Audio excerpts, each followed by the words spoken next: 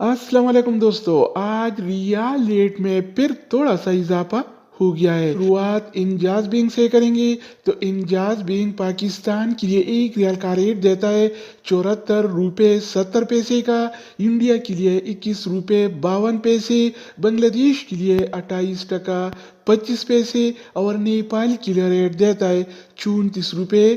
62 पैसे का। अगर बात हो जाए इनसीबी क्विक पे का तो इनसीबी क्विक पे पाकिस्तान के लिए एक रियाल का रेट देता है 74 रुपये 16 पैसे का, इंडिया के लिए 21 रुपये 40 पैसे, बांग्लादेश के लिए 28 टका 13 पैसे और नेपाल के लिए रेट देता है 34 रुपये 51 पैसे। इसके अलावा हम बात करने वाले हैं वेस्टर्न यूनियन के बारे में। तो वेस्टर्न यूनियन पाकिस्तान के लिए एक रियाल का रेट देता है 74 रुपये 59 पैसे का, इंडिया के लिए 21 रुपये 52